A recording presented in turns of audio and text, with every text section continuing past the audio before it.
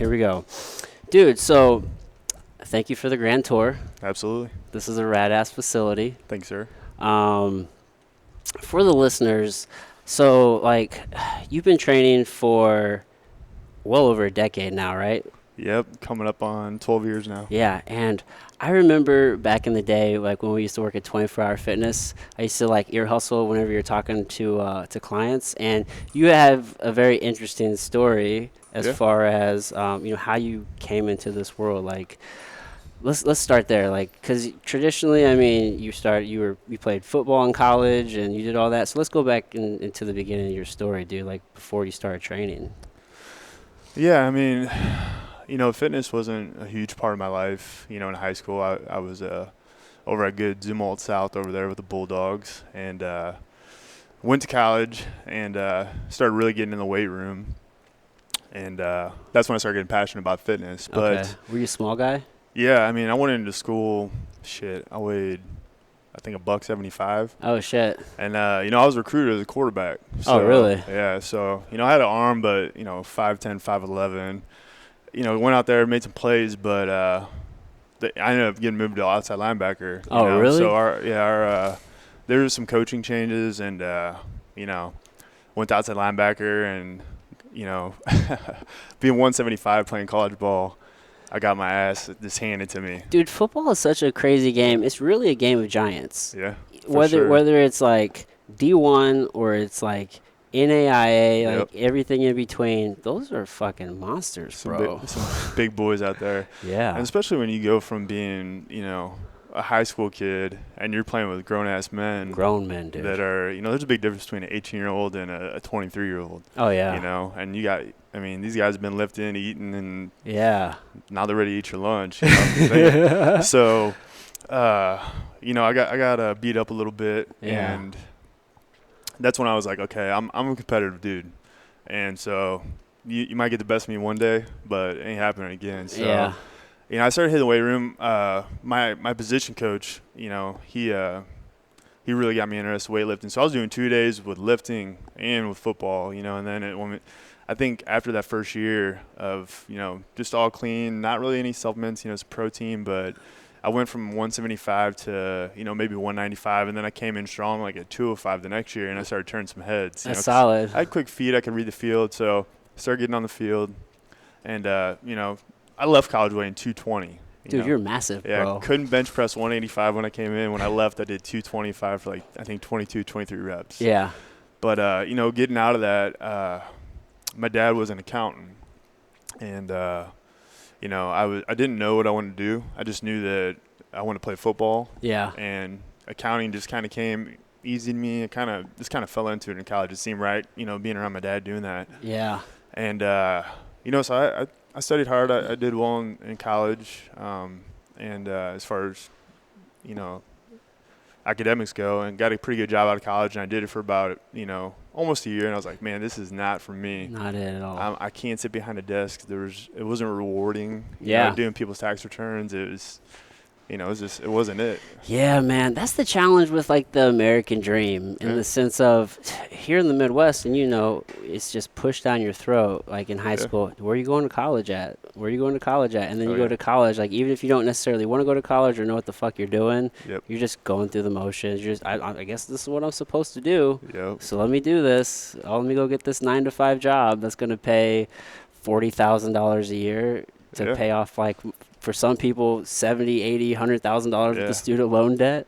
Yeah, you're like, that's not it. That's not it for you. Absolutely. I mean, for me, if it wasn't for football, college probably wouldn't have been the route for me. Honestly, like, I just knew I wanted to play that sport as long as I could. Yeah. And I look back at it now, and I don't have any regrets. I mean, I loved. I made some of the best friends of my life, but I mean, it definitely helped me with what I'm doing today, and then it definitely helped me realize what I was supposed to do. Yeah.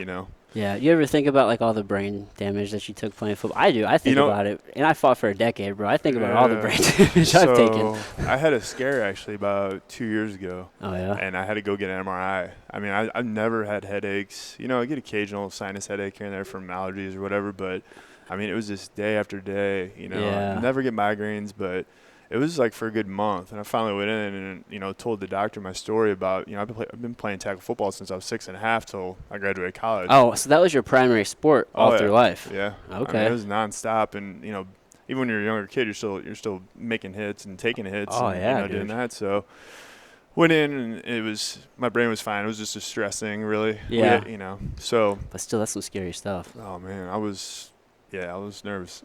Yeah. Well, dude, I'm pretty sure there's a study that I read that is saying like they're seeing signs of like, you know, CTE is from as little contact as just like playing like middle school and high school football. Yeah. You know what I mean?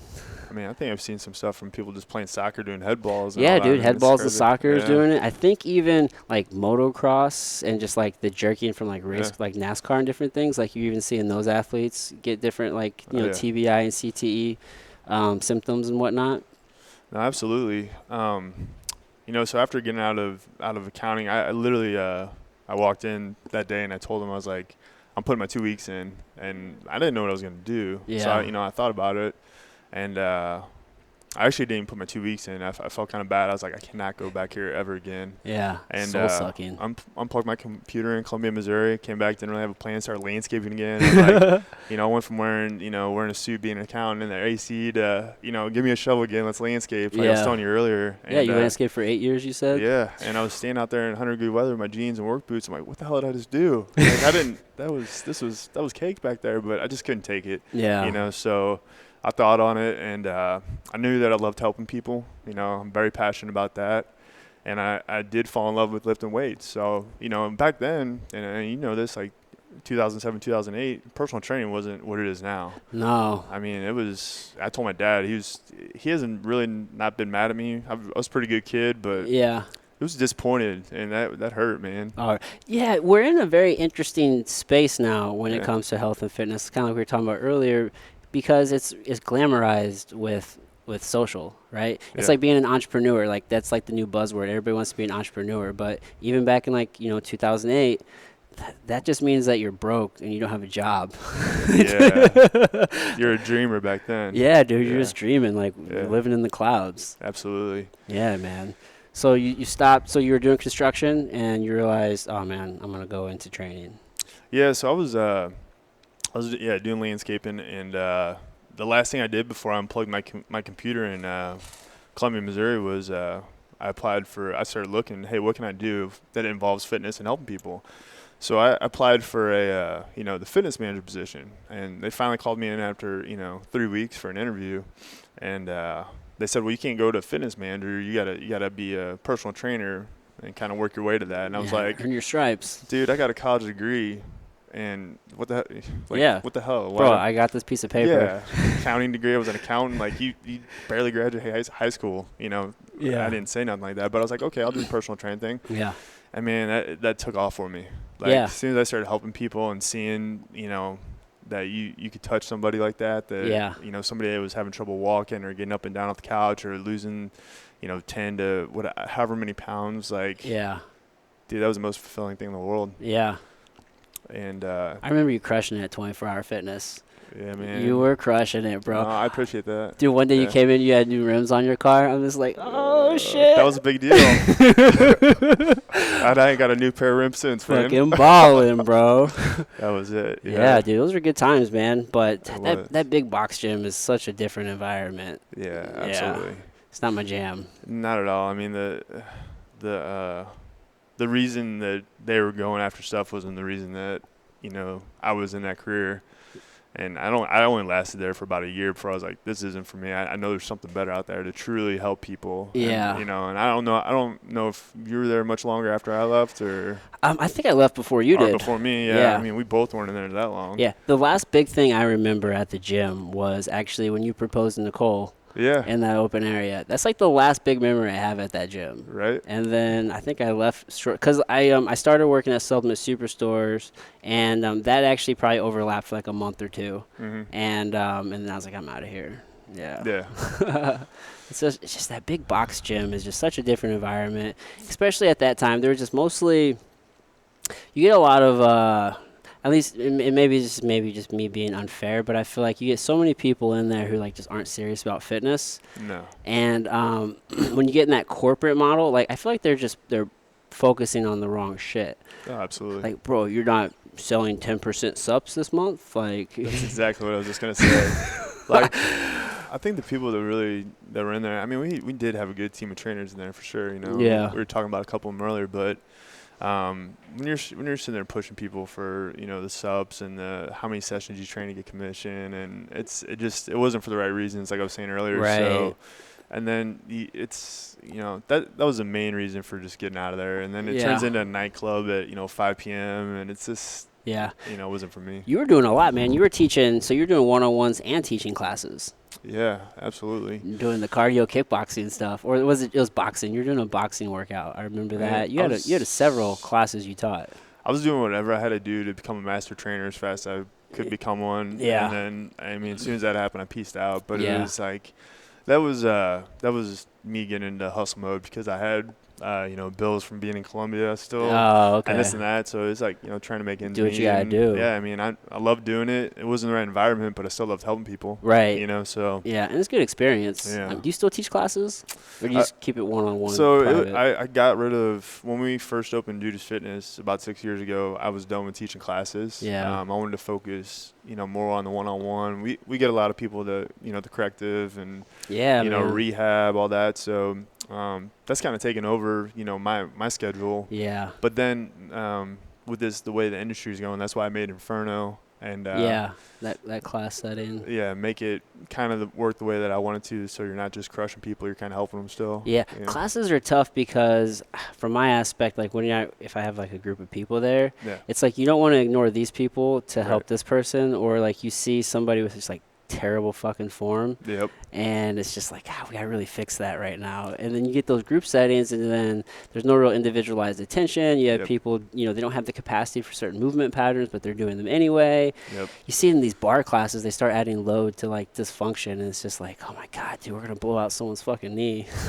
I mean, that's my favorite saying right there. Is I always say,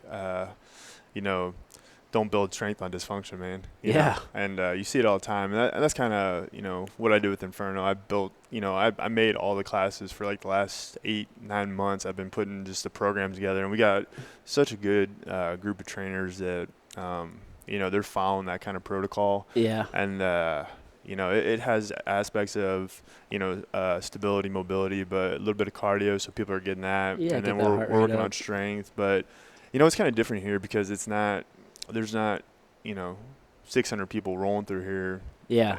At one time, we have a lot of clients that do one-on-one training, so we're fixing them there, and those are the people coming to our classes. So if we do get the occasional, pop in, and that does happen now that we're in the new space, but that person, we're on them, making sure they're doing it right or making adjustments. And I think that's what's different with us. Do people come to this facility and just work out by themselves? No. Okay, and so it's all trainer driven, right? Yeah, or so led, rather. You have to be with a professional to be in here, and it goes back to that conversation with 24-hour fitness. Yeah.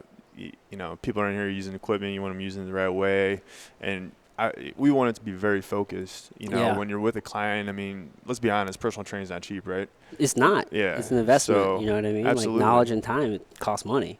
So when you got, you go over here and maybe you're doing one move and you're on another piece of equipment, you turn around, someone's on it, on that equipment. It's like, okay, well, this dude's paying me $70, but I got a guy over here paying me $10 a month, or whatever it might be. Yeah, we gotta have some structure there. So I didn't, we could do that, but I don't want to lose that intimacy that we got going on here. The environment. I think that's a big part of who we are. Yeah, dude. I mean, having like those relationships and those connections, super important, especially for people's growth. What gets me is we all need a coach. Yeah. Coaches need coaches. We all need accountability. Like, we all need that outside, eye to see what you're doing, because we have a tendency to fool ourselves, right? Oh, yeah. So it always kills me when somebody's like, "Oh man, I trained with you for like a 4 or 5 sessions. I got it." Yeah, man. I mean, how do you handle that? Well, that goes back with everything in life, though. If you think you know everything, then man, you're probably gonna be far behind real quick. Yeah, dude. So and I think with what you're just talking about, like with the training and people doing 4 or 5 sessions, I'm constantly letting people know what direction we're going in, what progression we're going to.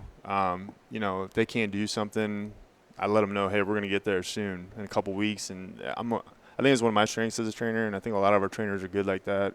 You know, letting people see the path that we want them to go down. Yeah. And our retention rate here is phenomenal. I mean, it's a good atmosphere, and the trainers, there's no competitiveness between trainers. Yeah. I mean, there's an abundance of good things going on here, man. Yeah, So dude, you said the word, dude, abundance. Yeah, I mean, all day, every day. And that's the difference too between like the corporate world and kind of what we're doing. I mean, I want everybody here to be known for what they're really good at and their brand. Yeah. And it's kind of like people, you know, learn from each other here. So I mean, it's constantly learning. Yeah. You know, I tell everybody here when we meet, I'm like, you guys are all leaders. You know, so you know, if someone comes in and that could be a financial thing. Hey, 4 or 5 sessions, cool. Let me teach you what I know in this 4 or 5 sessions, and if you learn something, come back. Yeah, dude. So, here's my phone, dude. Gotta get the phone to the producer. Yeah. So when you transitioned out of the big box gym, you went to a smaller studio, right? Yeah. Yeah, I was there for about 3 years. Went to kind of similar. Was there like an adjustment period to that new model of training as far as that environment, or just doing the same shit but in a better environment? I mean, honestly, it was. I would say that was probably the scariest time of my life, almost. Yeah. Because you know, when you're a young kid. I mean, I was 24 maybe. You know, just got engaged, just got married actually, and. You know, are we doing okay on time and everything? Oh, dope. Okay, bro. He's taking pictures. Oh, cool. Yeah. We're just getting some behind the scenes. I was like, don't let me start talking too much. No, dude, you're fine. Keep talking. No worries. The thing with going to that facility, I think that was scarier than opening Dudas Fitness. I mean, because I was a young guy. I was really new in the industry still. I mean, I've been doing it for a year and a month, I think. And, you know, you take this leap of faith to go from a very stable job of being an accountant that people people started dogging me and frowning on me. They're like, dude, you left being an accountant at this awesome firm to being a personal trainer, and now you're leaving. Like, it started going okay at the corporate gym, and now you're leaving that to do something else. And it was just like I was constantly letting people down, but nobody saw your vision. What I saw in myself. Yeah, and dude. I mean, I'll be honest with you, man. Like, you know, before we get to what I'm about to say, yeah, it was different, but I believed in myself, and I've always been, you know, a hard worker, but I've also always known that I can learn something from everybody, you know, so I never have that mindset that I know everything and that, you know, so I'm constantly learning. Just like you said earlier, like you're listening to what I was saying to clients, man, I do that all the time. I'm always, you know, picking people's brains, and I still do that. Yeah. I mean, shit, I tell the trainers here, I'm like, since starting this business and doing what we're doing here, like, I feel like I'm the dumbest trainer in the room right now, you know, because dude, I feel dumb all the time. Dude. I mean, we got some killers in here. These trainers, they're constantly studying. We do continuing education every Wednesday, and it's like these guys are doing so well, and I've got so involved into the business side of it. Yeah. I'm learning from these guys now. I mean, the people that I was helped teach and guide are teaching me now. So, I mean, it's just a revolving door kind of. Yeah, I mean, that's definitely got to be a transition, right? Because as a business owner, you can only eventually you have to take yourself out of the business and start working on the business, right? I mean, you'll still always be a part of the business, right? Yeah, 100%. But it's different, you know what I mean? So as a result of that, like you said, to your point, I mean, maybe so you're focusing on like the growth and the strategic direction of the gym, and maybe you're not reading like that article that you would read on strength training, like the newest thing that just came out, or you know what I mean? So there's got to be some sort of trade-off, you know what I mean? Like pretty big. I'm sure that was an adjustment. I told one of the trainers the other day that borrowed my CSCS book, Mike. I was like, man, I need to dust that thing off because it's been a minute. And it's changed, like the material but that's for the betterment of the team. You know, I feel like I'm, you know, a strong enough trainer and I got good people around me. Yeah. You know, but I feel like my role has definitely changed over the years. But, you know, it's tough. It's tough, but it's also good to see the other people thriving too. And I know, like, it's all timing, man. Yeah. You know, it's all timing. So that's how it is just right now, and that's how it's gonna have to be for a little bit. But trust me, I'll dust that book off and get back in it again. Dude, well, I mean, you have the right mindset. I can tell just from like you have a growth mindset, and it sounds like you've really transitioned from like a place to where like, and it's like I haven't been here like watching you like grow and like work or anything like that, but like I feel like you've kind of probably reached a place to where it's less focus on like your individual goals, and it's more on like the team and the development. It's like you want to help other people reach their goals. I mean, obviously your clients, but now your team, right? Oh, man. Like if they can go get the rims, like now that's the win. Dude, my team is my family. Yeah. I mean, you can ask every single person here. Yeah. I'd give them my shirt off my back, you know. And I'm always here for all of them. My door's always open.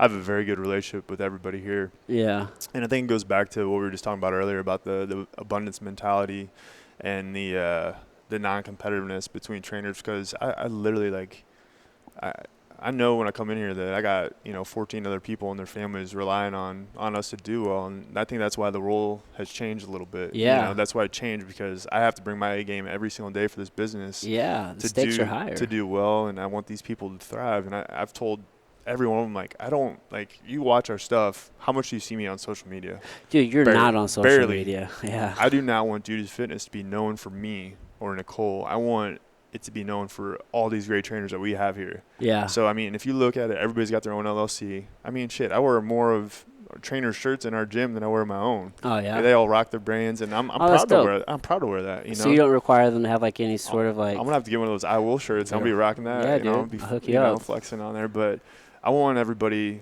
it's not all about me or Nicole. It's definitely all about everybody here that are clients, but also all the trainers, man. Yeah. And that's, and people, like, you can sit here and say that all day, but those people that work here with us, yeah, they'll tell you the same thing. Yeah. Well, I mean, how long, you've had a pretty core group of trainers for quite some time now, right?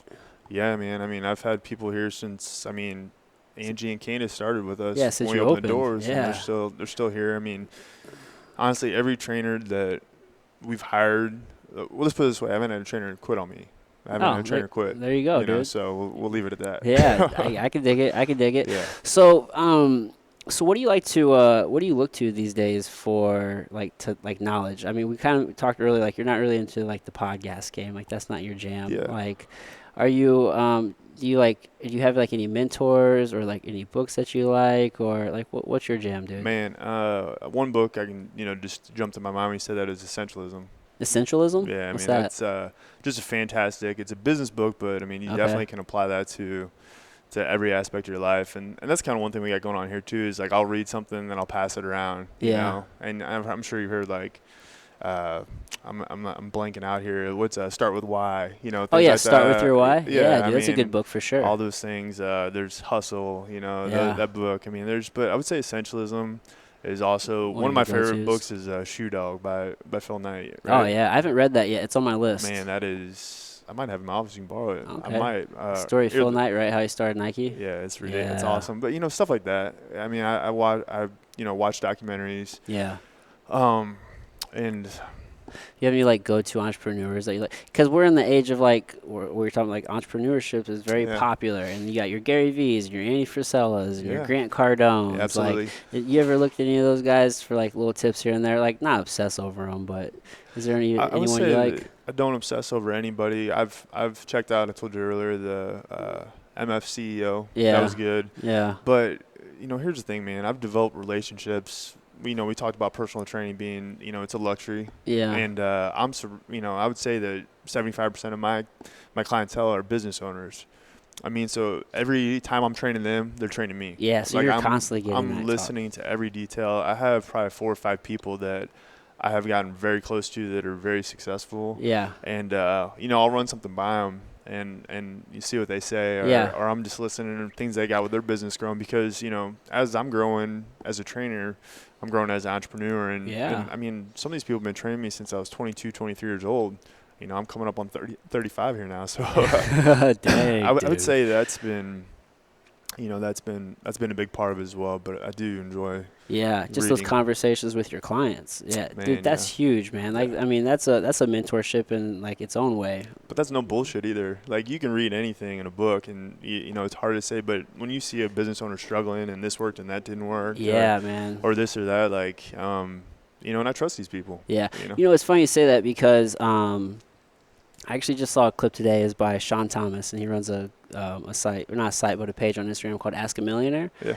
And one of the things he talked about, like, you can have a 15-minute conversation with your coach, and versus reading a book for 12 hours. Yeah. And in that 15 minutes, your coach can tell you what to do and directly how to do it, or how to do it so it directly impacts like what you're doing. Yeah. And then you can take that another 11 hours and 45 minutes and do something crazy productive because like the time value right there. You know what I'm saying? I can get on board with that right away. Yeah. So like those little conversations that you're having, dude, like you're gaining way more than probably sitting down for 12 hours reading a book. It's hours on end too. I mean, I can rattle off 5 names every day of people that have been doing it in this area, and they've been really good friends and mentors for sure. And that's exactly right what you said, because I'm the type of person, like, starting a business, the main thing it's taught me is patience. Yeah. Because when you start, doing something like this, it's not always when you want it. You're waiting on other people to make it work sometimes. Dude. Yeah. That's the hardest thing, It's just tough. To realize, like, I don't really have the control right here. Yeah, and I'm all about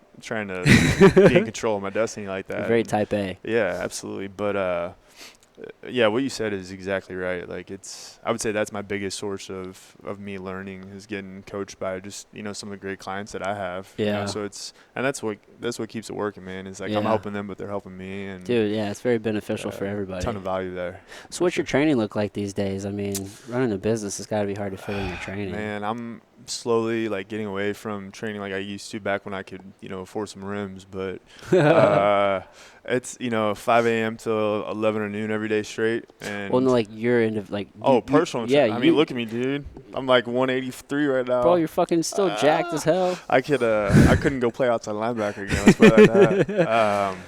I mean, I'm still hitting it at least 4 to 5 days a week. Yeah. And I've dialed back how intense I train just because, we're not getting any younger. Yeah. And it's gotten, we talked about that, a lot more mobility. Obviously, Nicole and I, been married almost 10 years. She's a huge part of why, who I am today. She's taught me a lot, and she's kind of changed. She started off in that figure competition. Right. And, her mindset changed, and us living together, I hear what she's talking about, what she's reading, and that's kind of, it's kind of trickled over into my life. And I'm starting to get these injuries that are creeping up on me from, playing football and doing all that. So, I mean, I'm all about, don't get me wrong, I'll get in and get after it. Yeah. But a lot of my days are mobility.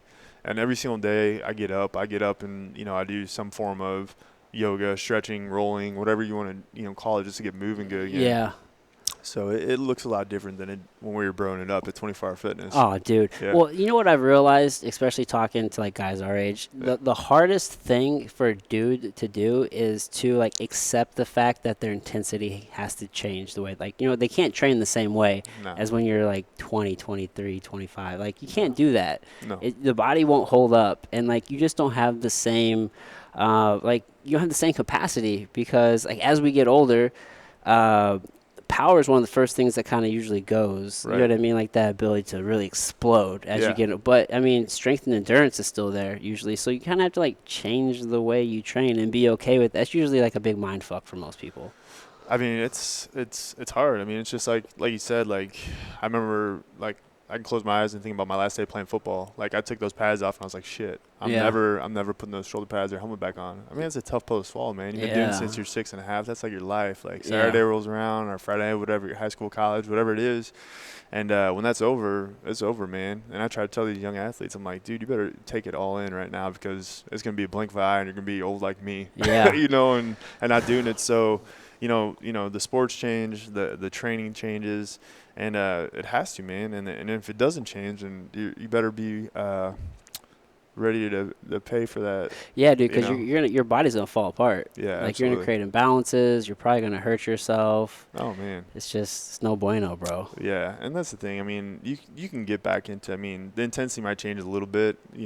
It's going to decrease, obviously, but you can step it up for a while. You know about periodizing. And you can still get after dial it back, but I don't know if we want to get into conversations about, certain fitness. And, whatever you want, dude. Nah. We can talk about it. We can talk about it. You know what my least favorite fitness fad is? And I know it's your... Start with a C. Starts with a C. Yeah, man.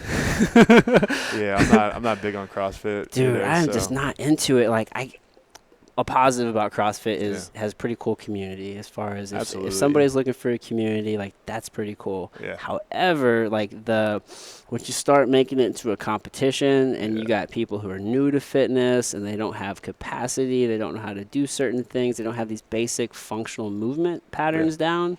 And then you talked about, adding load to dysfunction, like you're fucked up, bro. Yeah, I mean, that's the thing, too. I mean, I'll be honest with you, that's one of my best sources of getting clients is because people get broken down and they come say, hey, I tore my rotator, blew a disc out, or, messed my knee up, meniscus tear. Okay, well, you guys should go see Dudas Fitness because you guys are going to fix you. And I'm not going to knock CrossFit. Like, I don't agree with it, but – honestly, I can – if people are getting up and moving, and they're trying, right, like I can get down with that. Like that's cool. And if, the community is motivating, I get it. But, somebody like you and I that has studied for a really long time, the human body with lifting and put years and years into studying the biomechanics of the body and how a proper program should look, it's hard to watch people that have never been in the gym before start doing, heavy ass deadlifts or deadlifts for time or box jumps or running certain ways when their gait's messed up. Yeah. It's like I can't get behind that because people are just destroying themselves. Right. So I've never been on that side of the fence. I mean, I think I could get in CrossFit and crush it. Yeah. Probably would. You have a great frame for it. But I just I can't get behind it because the program is not there. And I don't think that you should have that many people in the room all doing the exact same workout with I do think it's gotten better. Some gyms are better than others. It's kind of like a law of averages, right? I mean, you got a lot of shitty gyms out there, but there are definitely a few of them who are like really, regress people. It's like, you're not really at this capacity. We need to kind of regress you before. But when you got people, they can't even do a strict pull-up and they're doing kipping pull-ups. Man, yeah. I honestly don't know a ton about it. I just see, things here and there because I don't have time to study that. But I see people doing it and I get referrals, from doctors or people that have been torn up from it. Yeah. And, I mean, some of that stuff, it's like, are they doing overhead snatches in there? Or something like that? I'm like, dude, I've showed like 3 people that in my life, and I'm a certified strength and conditioning specialist. Like, that's a complicated movement. It's very complicated. And there is no way in hell if you don't have a certain degree of expertise in lifting that you should even attempt that. Yeah. So, that's the kind of stuff. I just think it's a lack of knowing. Yeah. If you can get certified to train people in a weekend. Yeah, man. Yeah. And you know what? So I had 2 different thoughts there. But speaking to the certification point, it's such a weird space because there are a million like certs out there. Yeah. And one of the big ones that's pushed is like NASMs. And like I have NASMs, just it's like an industry standard, but the information is very old and outdated. Well, I'll be honest with you, I let that one go. Did you? Yeah, I mean, I just don't. I'm not going to keep paying a fee. Yeah. And after a certain point, the certs are really just like for marketing. Man, like exactly. So I think like the way that we are here, I mean, everybody here has that base foundation of your NASMs, your NSCAs, your ISSAs. Like everybody starts with that, right? Yeah. And I keep my NSCA, CSCS. I always keep that current because I need that. It's like right? your foundation. But you going out and you're looking at people like Eric Cressy. That's like the main guy that I follow. I think that guy is phenomenal. Yeah, dude, he's dope. Yeah, so we do every Wednesday we get together and we do continuing education as a team. It's not mandatory, but most of the people are there. I mean, people want to learn and get better, and I think going down avenues like that is the way to go once you're a seasoned veteran. Yeah. You're not going to learn much from, if I went back and took the NASM, I'm not going to learn something ridiculous that I didn't know already, Well, I let mine lapse for like a number of years. I'm like, this is stupid. And then I took it again, and as I'm taking it, I had to like mentally note the things that were wrong in there because I need to take the test, but I can't like let that get in my brain because they're operating off of old science. Yeah. I think I heard it takes like anywhere from, it can take like 2 to 3 decades for current science to filter into academia. It's like, dude, that's a big window. Yeah. And the fact that you realize that means that you probably shouldn't have to take that cert. You know what I'm saying? Like, you're not really learning. You're just paying a fee to say you got something. Pretty much, dude. I took a certification for nutrition. I'm just like, oh my God, I will never tell anybody to eat like this ever. Yeah. I will never do this. Yeah. But I was like, it looks good on paper. And that's the thing. I mean, sometimes you have to go through those things to get your foot in the door at a certain place when you're new. But I mean, I'm with you, man. Like some of the stuff Nicole's doing with like her yoga therapy and stuff. I mean, it's I mean, she always ceases to amaze me with her knowledge, man. It just kind of trickles down to everybody here, but as far as like that goes, and I mean, everybody has their niche here, but it's like we got people doing FMS. I mean, it's movement here, man. Yeah, I fucks with FMS for sure, dude. It's everybody here is really concerned with the movement thing, man. Like getting people moving better. Well, I think we're learning that mobility, like a lot of time, or for the longest time, when you say mobility, most people just think stretching. No. Like stretching is stretching. Right. Mobility is strength work. It really is. Like when it's done with intention, it's strength in our end ranges. And learning how to have that controlled movement through those end ranges, like that's real strength work, and it takes a long fucking time. And if you do that with intention, it'll actually improve all areas of your fitness. Oh yeah, and you're gonna avoid injury. Oh yeah, which is huge. Yeah, if you're trying to do CrossFit and you don't have the mobility in your shoulders, you're getting that mobility from somewhere, and it's usually your lower back. Yeah, you know what I'm saying. Yeah. So and that's the thing too. If you're a good trainer, you can spot that, or you can spot if somebody's too mobile. You know, and how do you fix that? So everybody's different. I think that's key, and being able to see that and program for that, that's where fitness needs to be. So I do see that the classes, they keep getting more and more popular, but that's why I created this Dudas Inferno class, because I'm like, well, shit, I'm going to compete with these guys out here because I know we got the trainers and the programming to do it and keep people safe and still give them this badass workout that they want. Right. So that's kind of why I got out of the, circling back to that question a bit ago, I got out of the class training because it was just, I didn't see it beneficial for everybody. Right. And I tried my damnedest to make this class beneficial for everybody. I mean, there was a girl in here the other day that came over, from wherever, and she's like, I can't do this because my back. I made 2 adjustments on her. She's like, holy crap, I can do this now. And it's like, it's that simple. I mean, there's a lot more that goes into down the road her being safe, but you can't do this exercise because, I mean, you just got bad posture. Yeah. So that's step one, getting your posture right? Dude, it's so important. Just like align everything. Mm-hmm. Yeah, man. Yeah. So what's your recovery like these days? I mean, do you do anything for recovery, like contrast baths or cryotherapy or sauna? There's no sauna in here. That's one thing I did notice. No, so I'm the dude like doesn't take care of himself enough because I'm too busy taking care of everything else, Okay. So it's like I don't take time to get massages. I don't do cryotherapy. I would say the way that I take care of myself is I just listen to my body really well. Yeah. So if back in the day when we were going hard and we were talking about intensity, like if something bothered you, I just had that mindset like, fuck it, I'm going for it. I'm going hard, and you pay a consequence and probably recover faster than you would now. Like I know as I'm getting older, getting gray hair in my head, it's like, shit, I probably should avoid that. So I think there's days where it might have been, leg day or something. Yeah. And I'm just not feeling it. Like I listen to my body, and I'll just go get a mat out and work on mobility and just movement. Yeah. And then I think my biggest recovery is I don't take any supplements. I mean, I might grab like ISO Pure out of the fridge. Yeah. Or something like that. But it's, for me, it's just, trying to eat.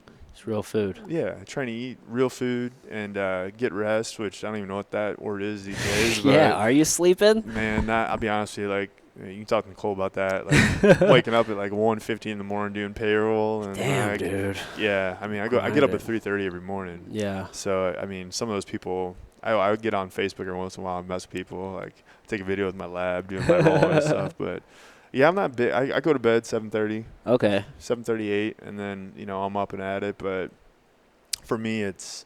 Yeah, I got that anxiety of just wanting to get up and get after it every day. So I feel good. I'm not in as much pain as when I was big and lifting heavy. Yeah. I definitely don't lift heavy like I used to. Right. Just move and keep it going. You have a morning routine? Yeah, I mean, so that consists of I get up, alarm goes off at 3:30. I take care of my boys first, my chocolate lab and my white American bulldog. What are their names? Drake.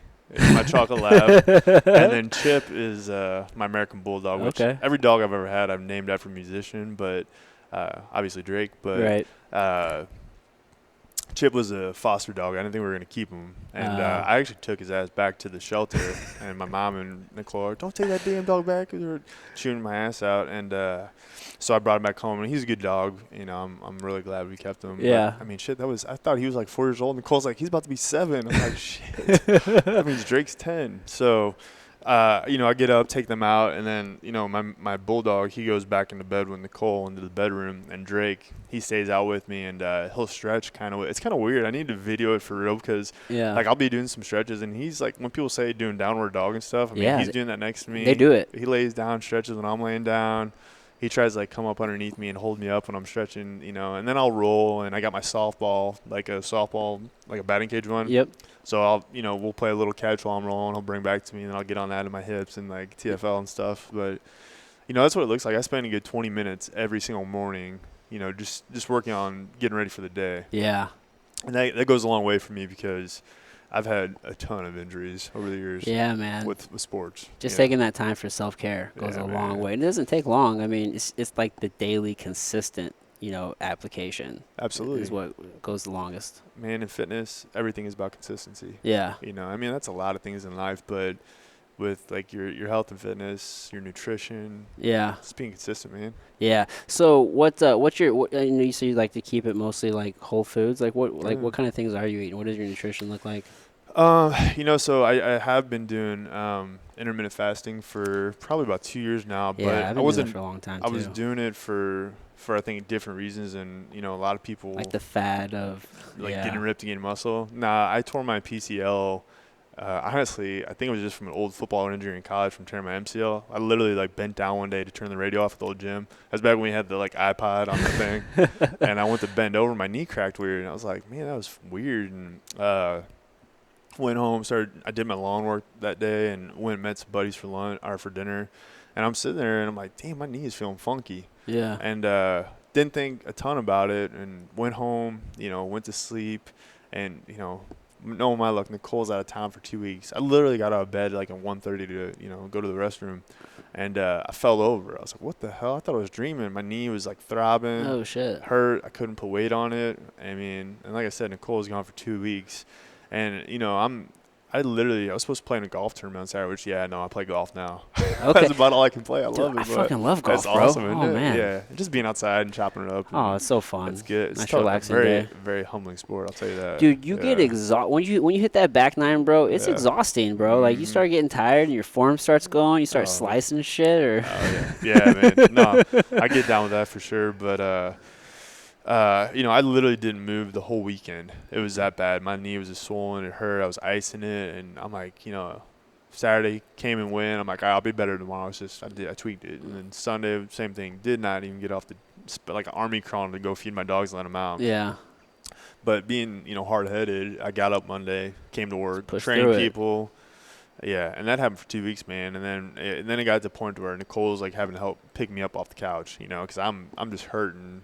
And I go get an MRI, and they're like, so, initially the doctor, he tested my knee. He's like, you tore your MCL again. And I'm like, there's no way. Yeah. Like, I didn't take a move laterally or a helmet to the knee or anything. It's like, I was like, the back of my knee is hurting, though. And they did MRI. He's like, your MCL is not torn, but somehow you tore your PCL. ACL really? is still good. That's interesting. Yeah, so didn't do surgery. I ended up getting stem cells. Okay. But, yeah, it was. That worked? The stem cells worked? A little bit. Okay. A little bit, but I mean, my knee still got a little jiggle to it. Yeah. But I looked in the stem cells for my shoulder. They said it was ripped too bad, and I had to get surgery. Yeah, I mean, they said my PCL was basically like hanging on by a thread. Oh shit. Yeah, so that was tough recovery, and that's kind of why I got into doing the intermittent fasting, with that. But yeah, getting back. So you're doing that for like recovery purposes, or was you just in pain? And you were hungry.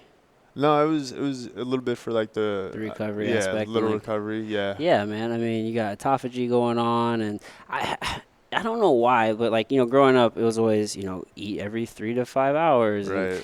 And, get that digestive system. Your digestive system's always working. First of all, second of all, it's good to actually give it a break. Yeah, for sure. And I don't even know what that looks like anymore. Like 3 to 5 hours, it will be and that's there's a lot of hours that go by sometimes here that I don't even think about eating, Yeah. So, I do that too. I haven't eaten it today. I just had water and coffee today. I did actually eat like right before you got here. Did you? Yeah, but I probably ate a little earlier than you last night, I think, maybe. I don't know. Probably. But I had a late one. There you go. So, but no, we, that's basically my, recovery is like eating healthy.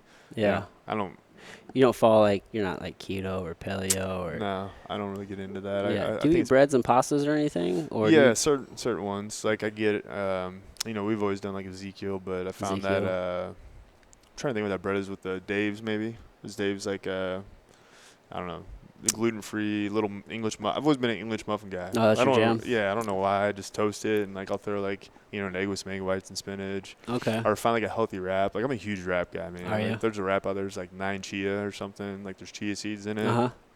Pretty healthy organic one, and I'm pretty basic. Like I don't need a lot. Honestly, I tell Nicole, I'm like, if there's just like a pouch that had everything I need in it, like those squeeze pouches, like the applesauce. If it had all the calories and nutrition all your I needed, nutrition is right here in this one paste. I'm not big on like getting all crazy with eating and food, but no, we keep it pretty clean. So I like the occasional pizza maybe once a month here or there. But pizza's like that's like the thing, dude. I love pizza. Yeah, we'll have to go get one together sometime. Yeah, man. So I'm doing the 75 hard program right now with Andy Frisella, and it's for 75 days. You have to follow a part of it is you have to follow a diet, no cheat meals, no alcohol. Okay. I have no problem with no alcohol. It's actually I don't really enjoy alcohol that much anyway, but. For me, like, I cut out pizza, and, dude, I'm just fucking waiting to have a pizza. Like, I don't want to, like, go crazy on it because, I mean, I don't feel the need to, like, have it all the time. But, like, I like Emos or I like Cecil Whitaker's. Dude, that thin crust will get you. The provolone thin crust. Yeah, that's my favorite, too. Oh, dude. Have you been to this Emos down here in Winghaven and gotten the Big Muddy? I'm not. Dude, so they are right next. They're in the same plaza or the same building. They're right next to a Sugar Fire barbecue place. Okay. So they have like a cross-promotional deal where they do a Big Muddy pizza, and it's like their brisket and like a sausage and like 2 of their barbecue sauces. I'm going there tonight. Bro. Dude, my stomach's growling right now. And it's so fucking good, bro. Awesome. I thought it was Wednesday. I was like, and it's buy one, get one free on Wednesdays. Shit. But no, it's not. It's not Wednesday today. It's Thursday. Yeah, dude. So fucking good. Big Muddy pizza. Emos on Winghaven. I'll have to check that out. That way. I don't know what our direction is. I actually was just over there on Monday for a charity golf tournament. Okay. Yeah, at Winghaven. So yeah, man. cool. Yeah. Do you cook? Are you cook guy? You cooker? Chef? I don't know. I think I'm a really good cook, man. I'm a fire cook. I can get down on the grill, but it's like the other night I made some butternut squash noodles with 2 different types of salmon, and then nice. just mixed like threw a salad together. She's like, "What recipe do you?" Yeah, I'm like, "That's just thinking and throwing just together." Doing it. I mean, I would say I'm an okay cook, but I'm pretty like I said, I'm basic. Like doesn't take much, I hate bro. to say that, but it's like I mean, I can cook some badass scrambled eggs. I can dig it. Like you're like basic, like pumpkin spice basic. No, I am. Fucking love pumpkin spice. I had pumpkin spice in my coffee today, bro. I don't even know what that is, really. What? Hey, I'm not a pumpkin spice guy. Bro. My God. I do that Stoke cold brew, man. That's coffee I do. Have you ever had that? No. Cold and black. It's like the best flavor. Just straight in my Steelers mug. No creamer, no nothing. Yeah. I usually have like maybe 16 ounces of that in the morning. See, is Stone Cold? No, it's called Stoke. STOK. Stoke. Yep. Oh, Stoke cold brew. Buy it at Aldi's right here. Okay. Yeah. Maybe I've had it. I mostly drink my coffee black. Sometimes I'll put some butter in there. There you go. For like a healthy fat. But sometimes I like to add a little pumpkin spice. Only once or twice at this time of year. Obviously, it's seasonal, but yeah, dude. Tis the season. Tis the fucking season, bro. Dude, all right. Well, I want to be respectful of your time. I know we actually kind of started a little late anyway. I'm fine. So, okay, cool. So we got a couple seconds to keep talking then. All right, because we're not quite at an hour. I like to try to keep these at an hour. We're probably just like a little bit short of that. I ain't got nothing but time, man. Oh, my goodness. So you've been golfing now? Yeah. Yeah, I just started about a year and a half ago. Yeah? And that's because, tying back to the whole conversation, getting older and intensity and the injuries. So, yeah, golf is the answer right now to do something competitive and get outside. Yeah. So what's your handicap right now? It's funny you asked. I just started establishing that. So I joined over at Whitmore and just started practicing just to play because we train a couple guys there. Yeah. And I can tell you it's not as good as theirs. But if I had to put a number out there, I would say like maybe 17, 18 maybe. Yeah. But I just play like that's not even real because I got that new app, and you got to get a certain amount of games in to really get a true one. Really establish one. So man, I can come out and shoot in the low 80s, or I can come out and shoot 100. Right now, so it depends on the day. But I played in that tournament like a week ago, and they paired me with a dude that had an 8 handicap, and they're like, oh, he's really like a 5, and I came out and tied him. Won a little bit of money. So I mean, I can I can play. It's just a matter of tying it all together. Yeah, I think it takes time. Well, you're an athlete. Yeah. And it's just repetition. Yeah. That's the one thing. Like, I was like, man, if I just had the time to, like, go to the range and, like, get the rounds in. Oh, yeah. Like, dude, you can win some fucking money doing that. That's all it is. I'm about to start chipping on the turf in here. Dude, that's not a bad plan. You got the turf, bro. Yeah. You got the turf. What kind of clubs you got? So I got Callaway XRs, but I would say my club of choice, like I can do anything with my Rogue 5-wood. Yeah. You know what I'm saying? Like I can hit that sucker 260 or I could drop it down 170. You got that much control with it? Oh, yeah. Yeah, okay. Everybody's like, what the heck? Like I don't even use my driver anymore, man. Really? Like I'll get my 3 hybrid out and I'll smoke that like 275. Okay, so you're rocking with the hybrids. Yeah. I think for me, though, like with golf, it's trying not to kill the ball. Yeah. That's my main thing is like just in the night. Like I'll club up and just take it, an easier swing. Yeah. Instead of, because that's when you start getting wild with it. Yeah. It can get very meditative when you're out there on the course. Yeah, absolutely. Yeah. Do you meditate or anything now, or do you like any sort of like breath work, or try to slow it down that way? Yeah, I mean, not probably like you're talking about, but I have to take a couple deep breaths every once in a while. Nicole, she's got me on that headspace a little bit here and there, and I've done a little bit with her, but not nothing like what she's doing. Yeah, I would say minimal, but sometimes I gotta walk my office, take a couple deep breaths. And, minimal effective dose, bro. Yeah, I mean, I'm surprised she doesn't have you walking around barefoot. Man, I was making my way towards that till the PCL thing. It's like I had to go back to, big ass soles on my shoes, and I got some of those limbs recently. Help me understand that. Why would you have to have shoes for your knees? Yeah. Well, so what happened was when the knee PCL tore, the sac behind my knee was gone. So all the fluid came down my ankles, got all swollen. My feet, actually, my ankles hurt worse. So I got stem cells in my ankles and my feet, too. Okay. That was the worst pain I've ever had, like them doing that. Did they take the stem cells from you? Or did you get that? Okay. Yeah, but the needle going in the bottom of my foot and in my ankle, they put it in the side of your foot and all the way up to your toes. And like 6 times. I was like, never again. But everything, like I said, my feet hurt worse. And they're just swollen red and like inflamed, couldn't walk. Yeah. So I just, going back to different, like actually I was rocking I went back to wearing my Jordans. That was like the most comfortable shoe. Really? I don't know what it was, but maybe because they got broken so good. I think Jordans are fairly flat. I mean, they're not like flat because they have like a thickness to them, but I don't think they have that same like elevated arch quite compared to maybe some other shoes. More the support on the bottom maybe or something. It's like, either. Couldn't feel the ground as much as wearing, like those New Balance minimalist shoes, dude. I gave like a pair away that was brand new to one of our trainers because I'm like, I can't wear these. They're not getting used. Do you want them? Yeah. So the dude, does it hurt your feet to wear those? Well, now it doesn't, but then it was like, that was out of the question. Now it's like, I was just telling you, there's a company named Limbs out of Colorado. And I think I just got to the 4mm, so I'm trying to make my way back to that. Okay.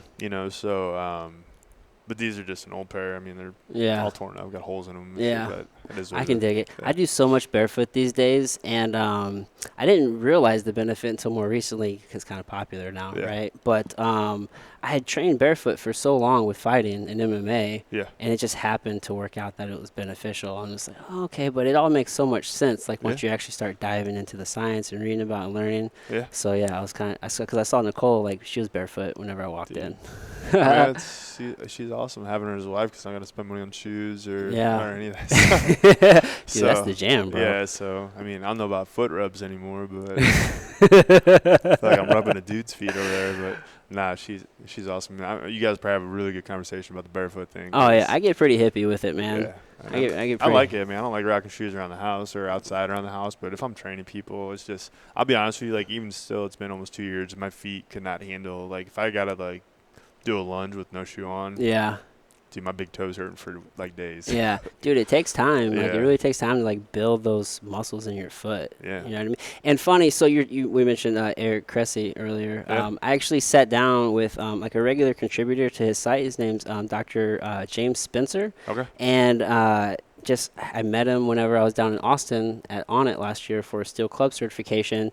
And he actually wrote an article on the website. It's about can't think of the exact title, but essentially it's talking about how so many issues stem from like just big toe dysfunction, right? Because I mean it's a chain, right? I believe it. And a lot of it starts with our feet, but even more so it starts with like the big toe. And I was thinking about it, even just from like a logical standpoint, like how many athletes have like turf toe, Yeah, which is it's just like you just affected the ligaments in your toes, and then that just goes all the way up the chain. Yeah, I'll be honest with you, I didn't have any kind of toe or foot issue my whole life till the knee got messed up. Right. Like literally, what happened when that traveled down my ankle and locked up my ankle, I just started walking weird. And like I told you earlier, like I was so hard-headed that I was like, I'm not missing work. You know, you're trying to carry around 80-pound dumbbells, and you got a completely torn PCL, and your ankle's swollen. It's like shit's gonna go wrong. Yeah, you know what I'm saying? So I never had toe issues, but I still have them to this day because of, you know, trying to be hairy hard ass, come to work, and you know, so I'm again like, you know, and that's the thing though with fitness, like you're always gonna have those highs and you're gonna hit those lows, and it's about how you come back, you know, just like fighting, you know, you're gonna be at the top and then you're gonna get your ass whooped, and it's about how you respond to that. That's just life, man. Or business. That's business, life. That's life, that's everything. So, you know, it's how you're gonna bounce back from that. So I'm bouncing back right now, you know. It's like, and like I told you, I take, you know, better care of my clients than I do of myself. You know? It's like sometimes it's hard to do that shit, and that's why I do it in the morning. Like at 3:30, it got to a point where it was like, you know, you can talk to Nicole about that. Like my alarm goes off 3:30 in the morning. I'm up. I'm rolling. I'm having my coffee. I got my headphones in. Yeah. You know, so tomorrow maybe I'll be listening to one of your podcasts. Dude, you know? check me out, bro. I definitely will. Dude, I've found that like a good morning routine, at least for me, it just sets the entire day. Like if I don't have a good morning routine, I don't know, man. Whenever I have it, it's just like I'm winning that day. Sets the tone, man. Dude, it just sets the whole tone, man. If I don't have a routine, my life is chaotic. It has to have a routine because I don't have time to think about, you know, what has to happen. Like I don't have time to think about that. Like I just have to know my routine. Yeah. And if I stick with that routine, then it's cake. Yeah, dude. The decision's already made. Yeah. Which makes life so much easier. Yeah. It's like thinking about what you're gonna wear that day or this or that. Like I'm already past that. Yeah. You know, it's like you gotta have a routine. Yeah. In my opinion. Have you ever thought about going to like a uniform? I mean, I know you wear like shorts and a t-shirt for most days, but like sometimes I have. I'm just like, oh man, maybe I'll just wear like the same pants and the same shirt. So I have every 4 day. pairs of shorts and like 4 or 5 shirts that I wear. Or like when one of our trainers picks up the new shirt, that's easy for me, you know. But I'm like, shit, if it matches, then cool, I'll rock it. But yeah, 4 or 5 pairs of shorts, 4 or 5 pairs of pants, and it's like every day of the week's a different. Like I try to rotate it, but now we got a joke in here. It's like Maroon Mondays, or it's like so everybody's wearing the same color. So today was Thursday, I had to switch it up because people are. But shit, there was like 6 people wearing maroon today. So yeah, it's you know. Yeah, I can dig it. Is anything to take away like decisions and just make life easier? Yeah. It's like, you know what today's gonna be, dude. Yep.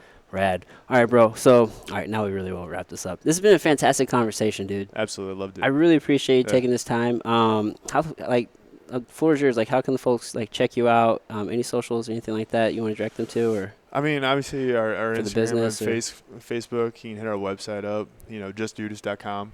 You know, that's and yeah, it's kind of like just do it. Yeah, but justdudas.com. I like to play on words, man. Like I said earlier, I'm not a big social media guy, but a lot of our people here are. So I mean, ton of people on Facebook, ton of people on Instagram, but you know, I'm not huge in part of that. I kind of watch it, but that'd probably be another Nicole question, you know. That's cool. If you wanna know what we're doing here, just come check us out. Yeah, and I'll at least plug the business in the show notes. I mean, I know you're not like big into the social personally, so I'm sure. Anyway, we can steer some traffic, bro. Yeah, no, I appreciate it, man. It's been too long. Yeah. Well, hey, dude, thanks again. I really appreciate it. Absolutely, brother. All right, everybody. Till next time. All right. See you.